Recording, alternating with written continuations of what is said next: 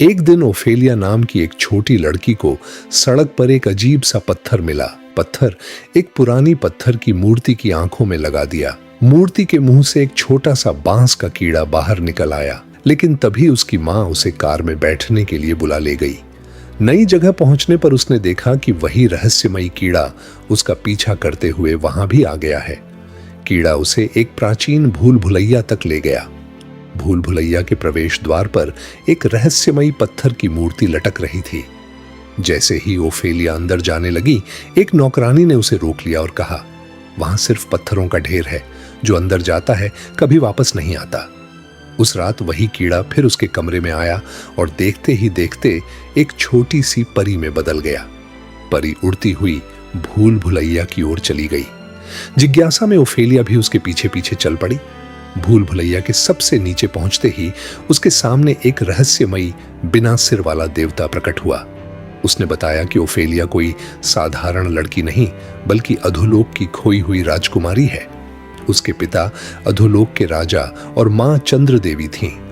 बचपन में वह मानव दुनिया में आ गई थी, जहां सूरज की रोशनी ने उसकी याददाश्त छीन ली। देवता ने कहा कि यदि उसे अपने असली राज्य में लौटना है तो पूर्णिमा से पहले 3 कठिन परीक्षाएं पूरी करनी होंगी। उसने उसे एक जादुई किताब दी, जो केवल अकेले होने पर ही अपने रहस्य दिखाती थी। अगले दिन किताब में पहला कार्य दिखाई दिया। उसे अपने घर के पास एक सूखे पेड़ के अंदर छिपी विशाल झींगुर जैसी राक्षसी से सुनहरी चाबी लानी थी। ओफेलिया बहादुरी से पेड़ के अंदर गई।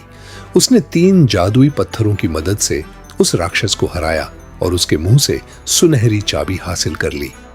रात में देवता ने उसे एक जादुई चौक दी, जिससे वह किसी भी दीवार पर दरवाजा बनाकर दूसरी दुनिया में जा सकती थी। साथ ही उसने एक रेत घड़ी और 3 नन्हे परियों को भी उसके साथ भेजा। उसने सख्त चेतावनी दी, जिस दुनिया में तुम जाओगी वहां का भोजन कभी मत खाना और रेत खत्म होने से पहले लौट आना। ओफेलिया उस रहस्यमयी दुनिया में पहुंची। वहां एक डरावना राक्षस गहरी नींद में सो रहा था और चारों ओर बच्चों के जूते बिखरे पड़े थे। उसने एक ताले से जादुई खंजर निकाल लिया। तभी स्वादिष्ट फलों को देखकर उसका मन डोल गया। परियों ने बहुत रोका, लेकिन उसने एक अंगूर खा लिया। जैसे ही उसने अंगूर खाया, विशाल राक्षस जाग उठा। वह अपनी आंखें हाथों में लेकर उसे खोजने लगा। ओफेलिया जान बचाकर भागी। आखिरी पल में उसने जादुई दरवाजा बंद कर लिया और किसी तरह मौत के मुंह से बच निकली। देवता को जब उसकी गलती का पता चला तो वह क्रोधित हो गया। उसने कहा कि उसने नियम तोड़ दिए हैं और अब उसका अधोलोक लौटना लगभग असंभव है। इधर वास्तविक दुनिया में युद्ध चल रहा था। सैनिकों और विद्रोहियों के बीच संघर्ष तेज हो चुका था। ओफेलिया की गर्भवती मां की तबीयत लगातार बिगड़ती गई और अंततः उसने एक बेटे को जन्म देते हुए दम तोड़ दिया। मां की मौत से ओफेलिया पूरी तरह टूट गई। कुछ समय बाद देवता आखिरी बार उसके सामने आया। उसने कहा कि तीसरी और अंतिम परीक्षा बाकी है। अगर वह अपने छोटे भाई की एक बूंद खून दे दे तो अधोलोक का द्वार खुल जाएगा। ओफेलिया अपने भाई को लेकर भूल भुलैया तक पहुंची, लेकिन उसने अपने भाई को नुकसान पहुंचाने से साफ इनकार कर दिया।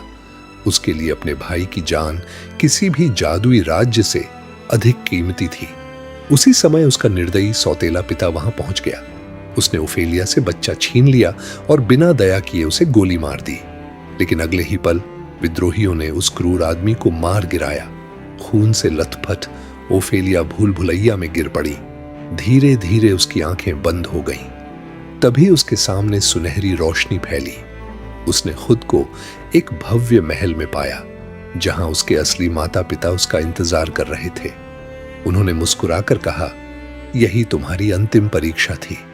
तुमने अपने स्वार्थ के लिए अपने भाई की बलि नहीं दी, इसलिए तुम सच्ची राजकुमारी साबित हुई हो। ओफेलिया की आत्मा हमेशा के लिए उस जादुई राज्य में लौट गई। यह कहानी सिर्फ जादू और परियों की नहीं, बल्कि मासूमियत, त्याग, साहस और कठोर वास्तविकता के बीच इंसान की उम्मीद की कहानी है।